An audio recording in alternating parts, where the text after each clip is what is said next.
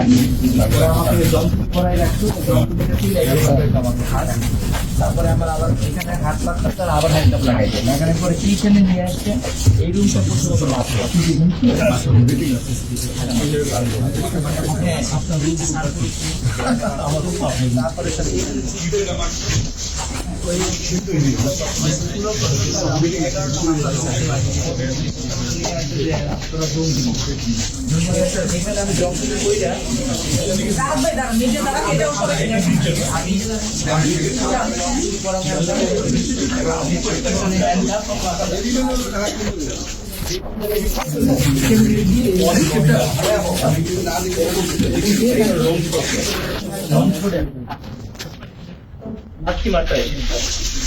জঙ্গলে কইরা বলতে পারতাম না, যদি বলতাম তাহলে এইটা এদিকে বেরি থাকতো আর এখানে থাকতো এরকম, পিছনে থাকতো বেরি হ্যান্ডকাপ, আর এর সাথে দুটো হেলান দিলে লাথি মারতো।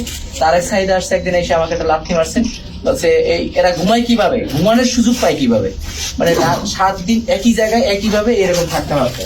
আর ওই হ্যান্ডকাপটা যখন খুলতো আমার শুধু উজু করার জন্য ওপাশে যেতাম, তারেক সাইড, হ্যাঁ তারেক সাইড, এখান থেকে তোমার ডাকতো এই রুমটা নিয়ে দিত, এই রুমটা নিত, এখানে ছিল তার মোফাজ্জল হায়দার চৌধুরী মায়ের জামাই।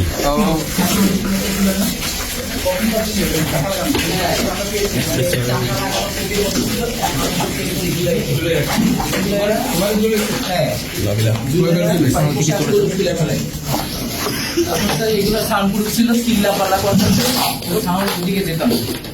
আর এখানে ছিল বিভৎস অনেক সুবিধা, অবস্থা তাই হয়। আর এখানে একটা বিশাল বড় চেয়ার, যেটা আমাদেরকে আনতো বাইরে, তারপর বলতে এড়েছিল নাসা সিরিনা আর মারতো, এড়েছিল নাসা সিরিনা তো দেখি না, চিনটা চিনবি, এড়েছিল নাসা সিরিনা। তারপর আবার এটা ঝুলে আবার তো কারেন্ট শর্ট, তখন পোশাক তুইলা মানে গোপন আগে কারেন্ট শর্ট দিত।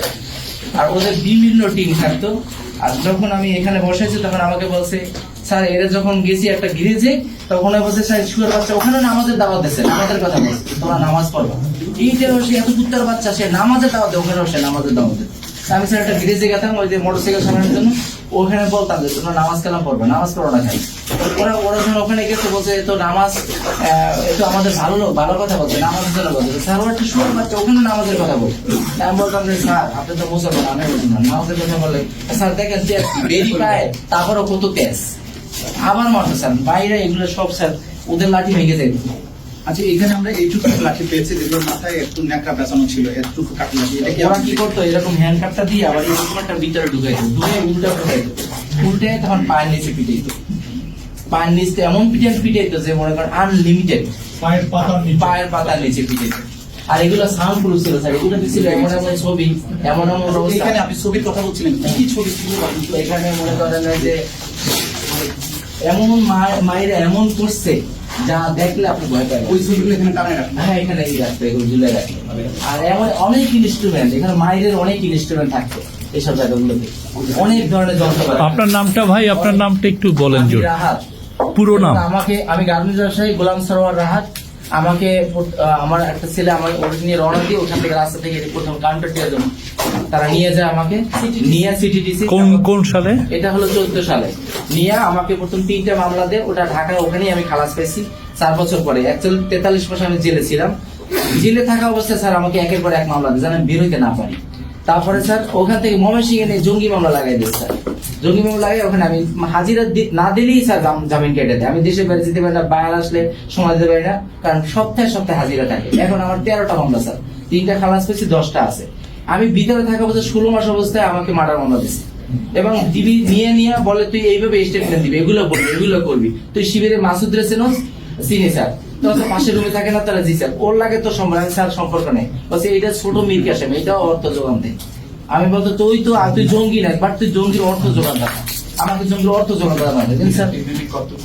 এখানে ছিলাম স্যার, এখানে আমাকে রাখছে 7 দিন, এবং আমার অনেক সাইন আছে। ওই রুমে একটা নিয়ে ডিজে লোক আসতো, অনেক হয়তো পিএস স্যার আছে, মানে তারেক সাইজ স্যার, উনি আসলে মনে করেন যে অন্য তখন মারতো, ওরা তখন বলতো যে সাইন করো, অনেকগুলো সাইন রাখতো। আমাদের 5-6 জন ছিলাম। আর এই পাশে একটা রুমে বসে ওদেরকে একটু দেখাতো, কিছু দেখা।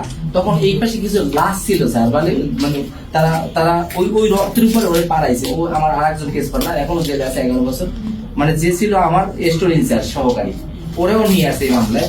এবার আইনে ওখানে তাকে হাঁটাইছে, আমাকে বলে, আমি জিজ্ঞেস করলাম যে কি, বলছে অনেকগুলো লাশ ওখানে। আমি কিরম কিরম লাগতেছে, বলছে কি লড়ে চড়ে না, দেখছো এটা বল। আর ওই সময় স্যার ওরা খুব ইমোশনাল ছিল যে এগুলাকে মানে কোথাও ফালাবে বা কিছু করবে, কিন্তু আমরা ক্যালকুলেশন করতে পারি না যে কোথায় কারা কি।